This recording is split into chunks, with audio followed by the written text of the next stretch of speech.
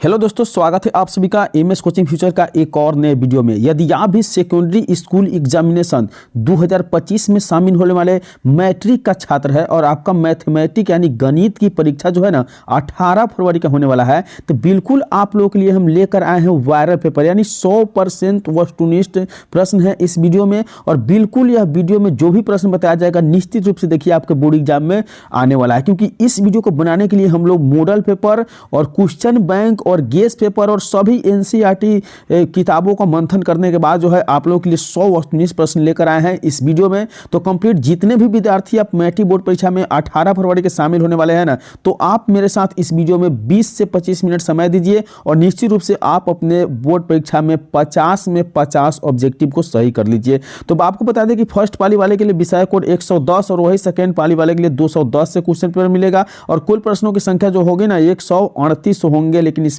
100 objective और 30 लघु उत्तरीय और 8 दीर्घ उत्तरीय प्रश्न होंगे। इसके लिए 3 घंटा 15 मिनट का समय दिया जाएगा और मैथ का पेपर जो होते हैं ना 100 नंबर का होते हैं। तो चलिए हम देरी नहीं करते हुए वीडियो को शुरू करते हैं और हम देखते हैं कि आज का वीडियो का पहला प्रश्न क्या है। बिल्कुल आप लोगों को याद रखना है कि इसी प्रकार से सेक्शन ए से यानी खंड अ से आपको वस्तुनिष्ठ प्रश्न आएगा, जिसमें से 50 वस्तुनिष्ठ प्रश्न को ओएमआर शीट में सही सही उत्तर करना है। तो बिल्कुल अगर आप चाहते हैं कि मैट्रिक बोर्ड परीक्षा में अच्छे अंक प्राप्त करें मैथ के पेपर में, तो आप लोग से एक ही रिक्वेस्ट है कि इस वीडियो को आप अंत तक जरूर देख लीजिएगा। तो चलिए पहला नंबर प्रश्न में पूछा गया है कि निम्नलिखित में कौन परिमेय संख्या है। तो आप जानते हैं कि जब भी कोई भी वैल्यू रूट के अंदर हो और वो एक बार में बाहर हो जाता है वही परिमेय संख्या होता है। यानी यहाँ रूट 7 बाहर होने वाला नहीं है, यह परिमेय संख्या नहीं है। आप यहाँ देखिए ऑप्शन बी में रूट 25 है, 25 का वर्गमूल तो 5 होता है, लेकिन रूट 3 बाहर नहीं होता, इसलिए यह भी अपरिमेय संख्या है। और यहाँ देखिए 1/√4, तो 1 का वर्ग जो 1 है और 4 का वर्गमूल 2, यानी 1/2 जो है हमारा यह क्या आ जाएगा, यह आप देख रहे हैं कि 1/2 परिमेय संख्या है। और यहाँ देखिए रूट 9 से रूट 3 में गुना करेंगे तो रूट में 27 हो जाएगा, 27 का वर्गमूल नहीं होता है। तो इस प्रकार हमें देखने से पता चला है कि ऑप्शन सी जो है ना परिमेय संख्या हो जाएगा। तो क्वेश्चन में पूछा गया निम्नलिखित में कौन परिमेय संख्या है, तो ऑप्शन सी बिल्कुल इसका राइट उत्तर 1/2 हो जाएगा। तो चलिए अगले प्रश्न की ओर बढ़ते हैं। 2 नंबर प्रश्न में पूछा गया है कि यदि m एक पूर्णांक है तो प्रत्येक विषम पूर्णांक का रूप होना चाहिए। अब विषम संख्या में आप पढ़े हैं कि 1, 3, 5 डैश डैश करके इसी तरह से विषम संख्या बढ़ती है। अब देखिए इसमें 1 लगा हुआ है ना, ये आपको m+1 है, विषम संख्या दिखाई दे रहा है। यहाँ देखिए यहाँ जो m है ये आपको सम संख्या में दिखाई दे रहा है, लेकिन ये याद रखना है कि इसमें भी 1 छुपा हुआ रहता है, इसमें भी 1 छुपा रहता है। तो आप अगर इस तरह से सोच रहे हैं तो बिल्कुल आपका सोचना गलत है, क्योंकि देखिए विषम संख्या वही होता है जिसमें 2 से भाग करने पर भाग नहीं लगे। अब देखिए कि यहाँ 2 से भाग इसमें लग जाएगा, लेकिन यहाँ देख रहे हैं कि 2m+1 जो दिया है इसमें आपका 2 से भाग नहीं लगेगा, क्योंकि 2 इसमें 1 इसमें अगर 3 हो गया तो यह बिल्कुल भाग नहीं लगने वाला है 2 से। तो ऑप्शन डी बिल्कुल इसका राइट उत्तर सही उत्तर हो जाएगा। तो आप लोग ऑप्शन ए और ऑप्शन बी मारने की गलती नहीं करिएगा। बिल्कुल इस वीडियो में जो भी प्रश्न हम बता रहे हैं ना वह 100% आपके एग्जाम में आने वाले हैं। और देखिए इसी प्रकार से आपको हिंदी और इंग्लिश दोनों में पेपर मिलेगा। तो बिल्कुल इस वीडियो में हम सभी प्रश्नों को एक्सप्लेन करके यानी सही सही हल करके बताएंगे, बस आप वीडियो को अंत तक जरूर देखिएगा। तो 3 नंबर प्रश्न में कहा गया है कि निम्नलिखित में किसका दशमलव प्रसार शांत है। तो दशमलव प्रसार शांत उसी का होता है जिसका हर का गुणनखंड 2 और 5 के रूप में होते हैं। तो जितने भी विद्यार्थी इस वीडियो को देख रहे हैं ना, बिल्कुल इस वीडियो को आप लाइक करिए और इस यूट्यूब चैनल को सब्सक्राइब करके हमें सपोर्ट करिए। और हम कामना करेंगे कि जितने विद्यार्थी इस वीडियो को देख रहे हैं उसका मैथ के पेपर में जो है ना ऑब्जेक्टिव में 50 में 50 सही हो जाए। तो चलिए 3 और प्रश्न निम्नलिखित में किसका दशमलव प्रसार शांत है। तो शांत तभी होता है जिसके गुणनखंड में 2 और 5 होना चाहिए। तो 91 में देखिए अगर हम 91 का गुणनखंड करते हैं तो 13×7=91 आता है, यानी 13×7=91। तो 7 और 3 नहीं आना चाहिए, यानी 1 नंबर नहीं होगा। ऑप्शन बी में देखिए 23 है, ये भी नहीं होगा। और ऑप्शन डी में देखिए कि यहाँ 45 है, इसमें भी 3 आ जाएगा और 5 आ जाएगा, तो ये भी नहीं होगा। यानी ऑप्शन सी आपका बिल्कुल राइट उत्तर हो जाएगा, क्योंकि जब हम 80 जो हर में है उसका गुणनखंड करते हैं तो 2 से 40 होगा और 2 से फिर हमारा 20 होगा और 2 से कितना होगा 10 और 2 से कितना हो जाएगा 5। यानी इस प्रकार से हमें 2 के पावर 4 और 5 के पावर 1 दिखाई दे रहा है, जो हमारे पास यह शांत होने का जो है सबूत है यानी मान है। तो जिस प्रकार से आपको बताया जा रहा है कि जब भी शांत पूछा जाए ना, याद रखना करना है कि जब हरों का गुणनखंड में 2 और 5 होते हैं वही शांत होते हैं। तो बिल्कुल तीनों प्रश्न का सही उत्तर ऑप्शन सी हो जाएगा। तो सभी प्रश्न इंपॉर्टेंट है और बिल्कुल आपको इस वीडियो में एक एक प्रश्न का एक्सप्लेन यानी सबसे सटीक हल करके बताया जा रहा है। तो इस वीडियो को आप कंप्लीट देखकर ही बोर्ड एग्जाम में जाएं। तो दिया हुआ है कि 4 का 0.87 रेकरिंग है, इसका जो मान होगा वो क्या होगा। देखिए इस टाइप के प्रश्न भी आपके बोर्ड एग्जाम में निश्चित रूप से आते हैं। तो इसे आप करना क्या है कि 0.87 है ना, तो सबसे पहले देखिए 7 पे दशमलव है। अब आप देख रहे हैं कि इसके लिए जो है ना, अब जिसके लिए दशमलव है उसके लिए बटा पे हम क्या करेंगे, इसको दशमलव को हटाने के बाद में हम बनाते हैं कैसे कि देखो कि यहाँ 8 और 7 पर रेकरिंग है, तो जिस पे रेकरिंग नहीं है उसे हम घटा लेंगे और उसके बाद रेकरिंग के लिए बटा में 9 और जिस पे रेकरिंग नहीं है उसके लिए 0। अब देखिए 87 में से 8 को अगर आप घटा रहे हैं तो यह कितना हो जाएगा 79 और बटा में कितना हो जाएगा 90। अब 79/90 कहाँ है, तो देखिए 79/90 ऑप्शन सी में है, इसलिए इसका राइट उत्तर सी हो जाएगा। तो फटाफट आप लोग इस वीडियो को लाइक करिए और इस यूट्यूब चैनल को सब्सक्राइब करके अपने दोस्तों के साथ शेयर जरूर करिएगा। तो देखिए 5 नंबर प्रश्न है कि यदि 540 का जो है ना गुणनखंड निकालने पर 2 का पावर x, 3 का पावर y और 5 का पावर z, तो इसका x प्लस y और माइनस z का मान क्या होगा। तो देखिए इस प्रकार के प्रश्न जो है ना आपके बोर्ड एग्जाम में भी आते हैं। तो बिल्कुल इसमें वही प्रश्न सेट किया गया है जिस प्रकार के प्रश्न आपके बोर्ड एग्जाम में आते हैं यानी पूछे जाते हैं। तो सबसे पहले हम 540 का गुणनखंड निकालेंगे। देखिए 540 का गुणनखंड 2 से करेंगे 270 हो जाएगा, वही 2 से करेंगे तो हमारा 135 हो जाएगा। अब 3 से करने पर हमारा 45 हो जाएगा, फिर हमें 3 से करने पर कितना हो जाएगा 15 और जैसे 3 से गुणनखंड करेंगे तो फिर हमारे पास कितना आ जाएगा तो 5 आ जाएगा। तो हम अब देख रहे हैं कि हमारे पास 2 का पावर 2 है, वही हमारे पास 3 का पावर जो है 3 है और 5 का पावर कितना है 1 है। तो अब हमें पूछा गया है कि 2 के पावर x है, इसके मतलब यहाँ x का मान 2 हो जाएगा, x के मान 2 हो जाएगा और y के मान 3 हो जाएगा और z के मान 1 हो जाएगा। तो यहाँ देखिए x प्लस y को जोड़ना है, इसके मतलब x प्लस y यानी 2 में 3 को जोड़ देंगे 5 हो जाएगा और 5 में से z का मान 1 को घटा लेंगे। तो इस प्रकार से 5 में से 1 घटेगा तो कितना हो जाएगा 4। तो 4 जो है हमारा ऑप्शन ए में दिया हुआ है। तो 5 नंबर प्रश्न का सही ऑप्शन जो हो जाएगा ना ए हो जाएगा, बिल्कुल राइट उत्तर हो जाएगा। तो इस प्रकार से आप गुणनखंड उतारिए और गुणनखंड निकालने के बाद किसी भी मैथ का आप हल कर सकते हैं सटीक में। और इस तरह के प्रश्न अगर बोर्ड एग्जाम में आते हैं तो आप निश्चित रूप से सही बनाकर आएंगे। तो बिल्कुल आपका 5 नंबर प्रश्न का सही उत्तर ऑप्शन ए हो जाएगा। चलिए बढ़ते हैं अगली प्रश्न की ओर। अगली प्रश्न देख पा रहे हैं, अगले प्रश्न में पूछा गया है 6 नंबर प्रश्न में कि निम्नलिखित में कौन अपरिमेय संख्या है। देखिए अपरिमेय संख्या कौन है यह पूछा गया है। तो परिमेय देखिए यहाँ 441 के वर्गमूल 21 होगा, तो परिमेय संख्या हो गया। यहाँ देखिए 13 में 13 से गुना करेंगे 169 होगा और रूट में 169 आता तो वर्गमूल 13 होता, तो ये भी परिमेय संख्या हो गया। और यहाँ देखिए 10 से कटा लेंगे 100 के, अब ये 1/√10। अब ये आप जो देख रहे हैं ना ये ही परिमेय संख्या नहीं है, क्योंकि देखिए आप ऑप्शन ए में दिख रहे हैं 2.3 के पावर रेकरिंग है, ये परिमेय संख्या हो जाएगा। लेकिन आपका ऑप्शन डी में जो देख रहे हैं वह आपका अपरिमेय संख्या होगा, क्योंकि यहाँ 10 का वर्गमूल संभव नहीं है और 100 का वर्गमूल 10 संभव होता है। तो इस प्रकार से अगर हम देखें तो हमारा डी जो है बिल्कुल राइट उत्तर हो जाएगा, अपरिमेय संख्या डी हो जाएगा। तो बिल्कुल इस प्रकार के प्रश्न भी आपके बोर्ड एग्जाम में 100% पूछे जाते हैं। तो 7 नंबर प्रश्न है कि यदि एम और एन 2 अभाज्य संख्या है तो उनका महत्तम समवर्तक क्या होगा। तो एम और एन 2 अभाज्य संख्या, तो महत्तम समवर्तक याद रखना है कि यह आपका ऑप्शन बी हो जाएगा, क्योंकि अभाज्य संख्या का महत्तम हमेशा जो होता है ना 1 होता है, याद रखना है। ऑप्शन बी बिल्कुल इसका राइट उत्तर हो जाएगा। चलिए बढ़ते हैं अगले प्रश्न की ओर। 8 नंबर प्रश्न में पूछा गया है कि 2 संख्याओं का गुणनफल अगर 2366 है और उनका लघुत्तम अगर 182 है तो महत्तम समवर्तक क्या होगा, यानी HCF क्या होगा। तो HCF के लिए हम फॉर्मूला पढ़े हैं कि 2 संख्याओं का गुणनफल यानी 2366 और बाटा में हम कर देंगे 182। अब 182 से हमें क्या करना है, भागा देना है, ठीक है ना। 182 से अगर हम भागा देते हैं 2366 में तो याद रखना है कि यह आपका 13 बार में कट जाएगा। कितने बार में कट जाएगा, 13 बार में कट जाएगा। अगर आपको बिलीव नहीं हो, विश्वास नहीं हो, तो इस तरह से भाग करके आप देख सकते हैं 182 से। अब देखिए एक बार में लगाइएगा 182 आ जाएगा।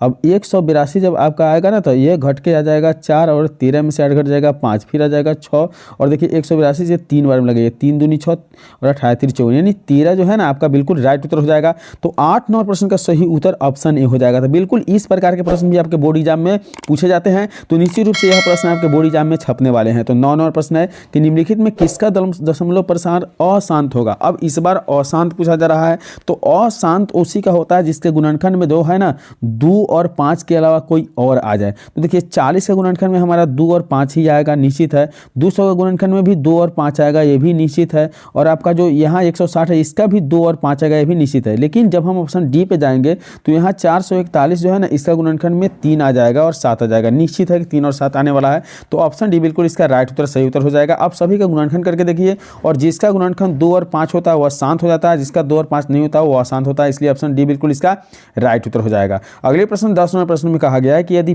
p जो है ना, p का मान a b q है तथा q के मान a के पावर 4 भी है, तो जहां p और q धनात्मक पूर्णांक है तो ab का अभाज्य संख्या होगा, तो pq का लघुत्तम आपको बता रहा है। तो इस प्रकार के अगर लघुत्तम आपसे पूछा जा रहा है तो हमेशा बड़े घातों का गुना किया जाता है। ये a के पावर 4 और b के पावर 3, तो a के पावर 4 और गुने करेंगे b के पावर 3, तो a के पावर 4 में b के पावर 3 से गुना करेंगे तो a के पावर 4 और b के पावर 3 हो जाएगा, जो ऑप्शन सी में दिया हुआ है। यानी 10 नंबर प्रश्न का सही उत्तर ऑप्शन सी हो जाएगा। अगले प्रश्न 11 नंबर प्रश्न में पूछा गया है कि निम्नलिखित में कौन सा युग्म सहअभाज्य है। तो जिसका मौसा 1 आता है ना वही सहअभाज्य होता है। तो 15 से 45 में करेंगे मौसा 3 हो जाएगा। अब देखिए सॉरी मौसा 15 हो जाएगा, यहाँ जो है 21 से मौसा हो जाएगा, और यहाँ देखिए 14 छक 84, यहाँ मौसा भी लगभग आपका कितना हो जाएगा, तो 7 हो जाएगा। लेकिन जब 9 और 16 का मौसा निकालेंगे तो 9 से 16 में भागा नहीं लगता है, और 9 का गुणनखंड भी कितना आता है, तो 3 गुने 3, और 16 के गुणनखंड में हमारे पास कितना आता है, 2 आता है। यानी इसमें अभाज्य संख्या है तो 1 हो जाएगा। तो अभाज्य संख्या जिसका मौसा 1 आता है वही सहअभाज्य संख्या का युग्म होता है। ऑप्शन बी बिल्कुल इसका सही उत्तर हो जाएगा। अगले प्रश्न की ओर बढ़ते हैं। 12 नंबर प्रश्न में पूछा गया है कि दशमलव के बाद जो संख्या दी गई है ना उसे p बटा q के रूप में लिखना है। अब देखिए 0.3125, अब जैसे दशमलव लुप्त करेंगे बाटा में 1 पे 4 गो 0, ठीक है। अब 25 से कटा लीजिए, 25 से यहाँ जो है ना 6 से 25 से कितना, 25 से 25 में सॉरी 25 से 625 में कटेगा, और 25 से यहाँ कटाएंगे ना तो 25 चौका 400 में कटेगा। अब 25 से यहाँ कटाएंगे तो 25 में और 25 अठे, ठीक है। अब देख सकते हैं यहाँ कि फिर इसके आगे हम बढ़ेंगे तो 0 जो है ना 3125 है, तो इसको दशमलव हटाएंगे, बाटा में 1 पर 4 गो 0 पड़ जाएगा। अब 5 से कटाएंगे ना तो 6 से 25 हो जाएगा, और 5 से कटाएंगे तो 2000 हो जाएगा, ठीक है। अब 5 से कटाएंगे तो 25 हो जाएगा, और 5 से कटाएंगे तो 400 हो जाएगा, और 5 से कटाएंगे तो 50-25 हो जाएगा। 5 से कटाएंगे तो आपका यहाँ 5 से कटाने पर कितना हो जाएगा, 50-25, 6 से 5 से 25 हो जाएगा, 25 125, तो ये 25 हो जाएगा। और यहाँ 5 से कटाने पर आपका 5 अट्ठे 40 80 हो जाएगा। फिर 5 से कटाएंगे 50-25 और 5 से कटाएंगे 16, यानी 5/16 फाइनली आया। तो 5/16 जो है आपका ऑप्शन बी में दिया हुआ है, यानी 12 नंबर प्रश्न का सही उत्तर ऑप्शन बी हो जाएगा। तो बिल्कुल इस वीडियो में कंप्लीट हम लोग प्रश्न देखने वाले हैं जो भी वह बिल्कुल वायरल है और 100% आपके बोर्ड एग्जाम में आने वाला है। तो बिल्कुल इस यूट्यूब चैनल को आप सब्सक्राइब करिए और वीडियो को लाइक करके दोस्तों के साथ शेयर जरूर करिएगा। तो 13 नंबर प्रश्न में पूछा गया है कि 13 नंबर प्रश्न कहा गया कि निम्नलिखित में से कौन सा बहुपद है, कौन बहुपद है, याद रखना है कि कौन सा बहुपद है। तो रूट के अंदर जो मान होता है वो बहुपद नहीं होता है, यहाँ बाटा में है वो भी बहुपद नहीं है, यहाँ भी देख सकते हैं कि बाटा में ये भी बहुपद नहीं है। तो इस प्रकार हमें देखने पर ऑप्शन सी बिल्कुल डायरेक्ट उत्तर हो जाएगा, क्योंकि बहुपद वही होता है जिसका चौर बाटा में नहीं हो या चौर रूट के अंदर नहीं हो। ऑप्शन सी बिल्कुल इसका राइट उत्तर हो जाएगा। अगले प्रश्न 14 नंबर प्रश्न में पूछा गया है कि बहुपद इतना का घात होना चाहिए। तो घात निकालने के लिए हम क्या करेंगे, तो जैसे हम देखिए यहाँ x + 3 का होल स्क्वायर करेंगे ना तो x² आ जाएगा, वही यहाँ x³ है तो x³ से गुना करेंगे। अब गुना करने में पावर को जोड़ दिया जाता है तो 3 2 5 हो जाएगा। अब 5 इसका घात हो गया जो ऑप्शन बी में दिया हुआ है। तो 14 नंबर प्रश्न का सही उत्तर ऑप्शन बी हो जाएगा।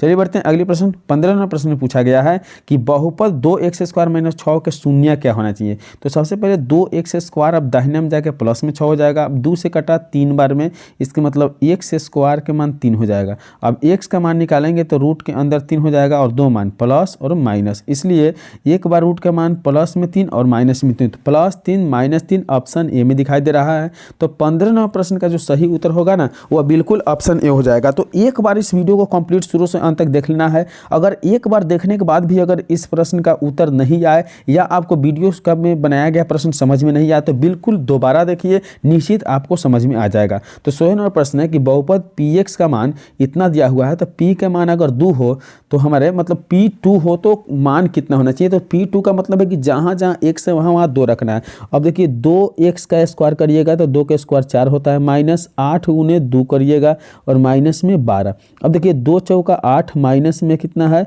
8 दूनी 16 और उसके बाद में माइनस में कितना है तो 12 है। अब देख लेते हैं कि 16 को 12 को जोड़ देंगे माइनस में 28 है, प्लस में 8। अब 28 में से 8 को घटेगा तो 20 को हो जाएगा, जो माइनस में रखना है क्योंकि इसका सही उत्तर होने वाला है -b। इसलिए -b देखिए कहाँ है, बिल्कुल बोला जा रहा है ना कि इस वीडियो को एक बार कंप्लीट देख लीजिए। अगर आपको प्रश्न समझ में नहीं आ रहा है तो बिल्कुल आप इस वीडियो को फिर से दोबारा देखिए।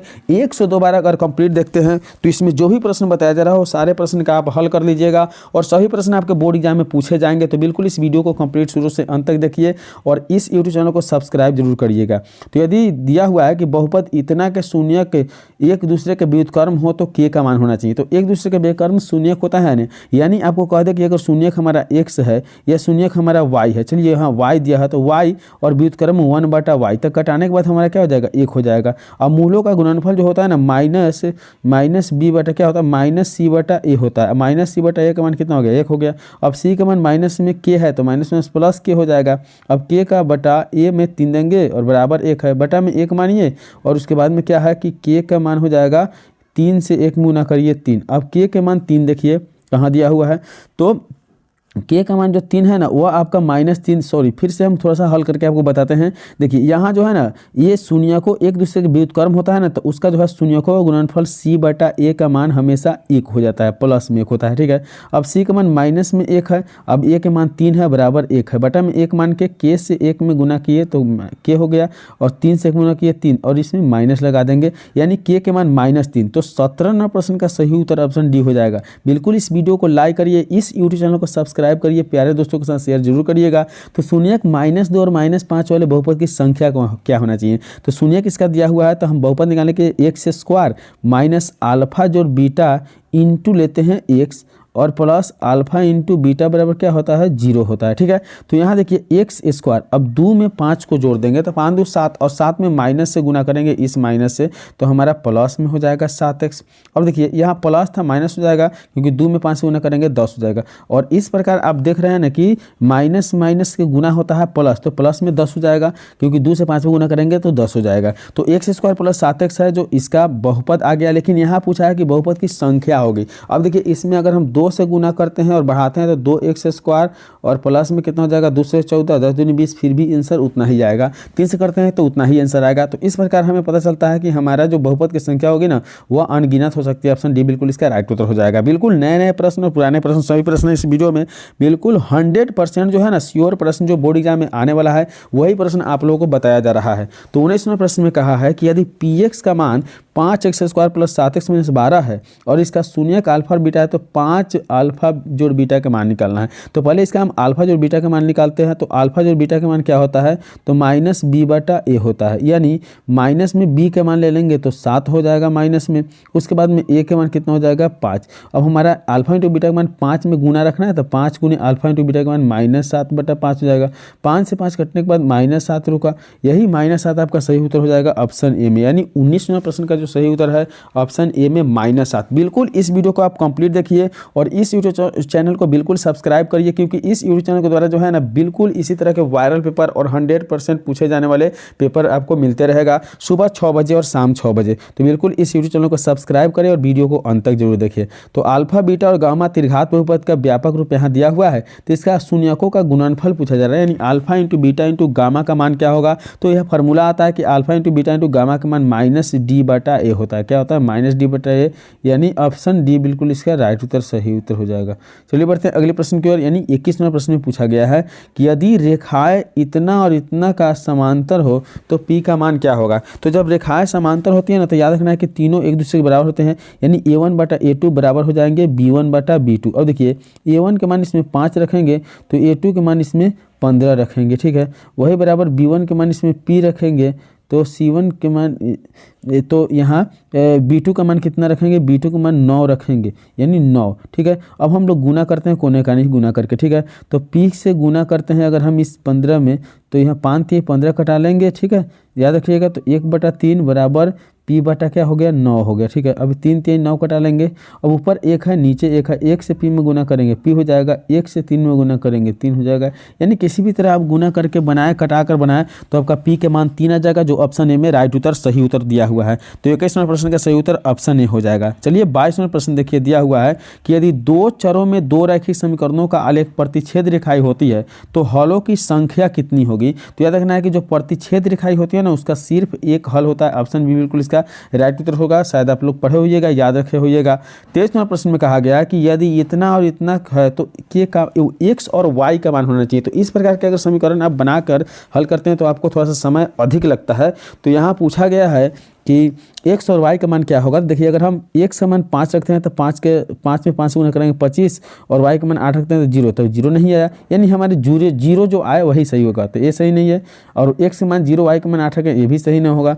यानी एक्स का मान 0, वाई का मान अगर 0 रखते हैं तो बिल्कुल हमारा मैथ सही हो जाएगा, यानी ऑप्शन सी बिल्कुल इसका राइट हो जाएगा। तो बनाने से पहले आराम से ट्रिक अपनाना है कि इस प्रकार के प्रश्न जब भी आए तो इस ऑप्शन से, यानी ऑप्शन वाले मान को यहाँ एक्स और वाई के बदले में रखना है, और जिसके बराबर में जो दिया है हर बार आ जाए ना, वही आपका सही उत्तर हो जाएगा। इसलिए इसका सी उत्तर बिल्कुल राइट उत्तर हो जाएगा।